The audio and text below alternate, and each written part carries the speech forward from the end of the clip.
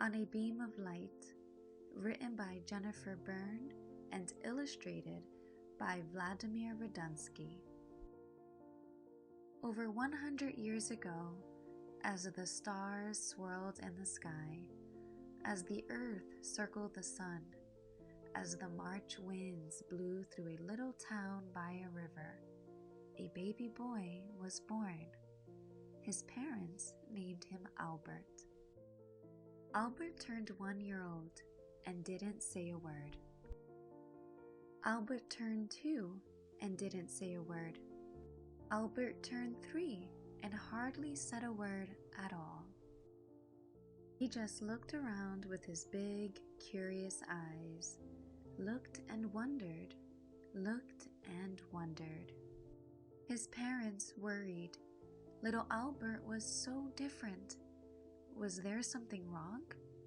But he was their baby, so they loved him, no matter what. One day, when Albert was sick in bed, his father brought him a compass, a small round case with a magnetic needle inside.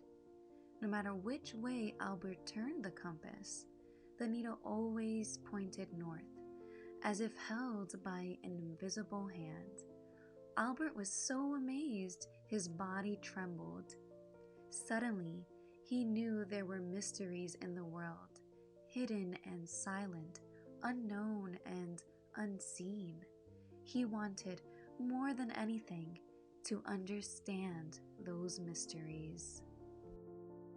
Albert started asking questions at home, questions at school, so many questions that some of his teachers told him he was a disruption to his class.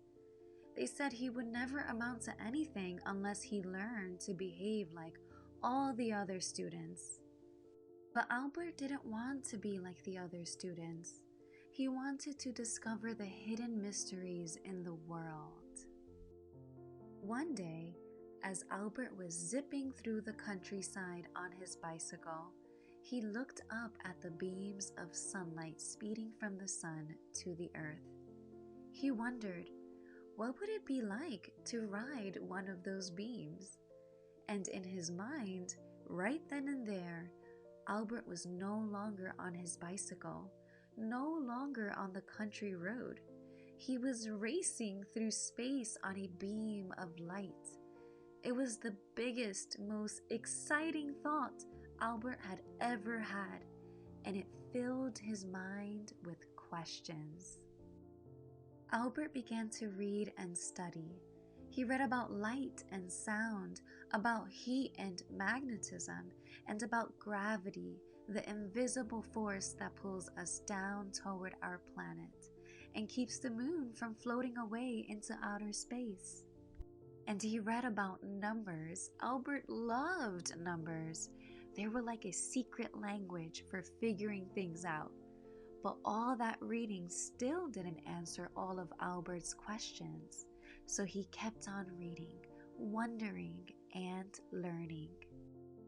When Albert graduated from college, he wanted to teach the subjects he loved, all the things he had read about all those years. But Albert couldn't find a job as a teacher, so he got another job. A simple, quiet job in a government office, an office where he worked with other people's ideas and inventions. He did his work very well and very quickly, so quickly that he had lots of extra time to think and wonder. Albert watched a lump of sugar dissolve and disappear into his hot tea. How could this happen? He watched the smoke from his pipe swirl and disappear into the air. How could one thing disappear into another? Then he began to figure it out. He thought about the idea that everything is made out of teeny tiny moving bits of stuff, far too tiny to see, little bits called atoms. Some people didn't believe that atoms existed, but Albert's figuring helped prove that everything in the world is made of atoms. Even sugar and tea, even smoke and air. Even Albert and you. Then Albert thought about motion. He realized that everything is always moving, moving through space, moving through time. Even sound asleep, we're moving. As our planet circles the sun and our lives travel into the future, Albert saw time and space as no one ever had before. Albert wrote down his new ideas, put them into envelopes, and sent them to science magazines. The magazines printed everything Albert sent. He hoped that scientists and professors would be interested, and they were, very interested indeed. They asked Albert to come work with them and teach with them. For the first time in his life, people started to say, "Albert is a genius." Now Albert can spend all his days doing what he loved, imagining, wondering, figuring, and thinking. Albert thought about very, very big things, like the size and shape of the entire universe. He thought about very, very small things, like what goes on inside the atoms that everything is made of. He thought about mysterious forces like magnetism and gravity. He discovered whole new ways to understand how all these things work. Everywhere Albert went, he would think and think. One of Albert's favorite thinking places was his little sailboat. He loved to let his mind wander as the wind blew him across the water. Sometimes, when Albert was having a tough time with a tricky problem, he would put it aside and play his violin. Music made Albert happy. He said it helped him think better. Albert even chose his clothes for thinking. His favorites were his comfy old saggy baggy sweaters and pants, and shoes without socks. He said now that he was grown up, no one could tell him to put on his socks. In the town where he lived, he became known for wandering around deep in thought, sometimes eating an ice cream cone, always recognizable with his long, wild hair, which by then had become quite white. Everywhere Albert went, he tried to figure out the secrets of the universe, and he never forgot about the beam of light that he rode so long ago in his imagination. Albert figured out that no person, no thing, could ever zoom through space as fast as a beam of light. He figured that if he could travel near the speed of light, crazy things would happen.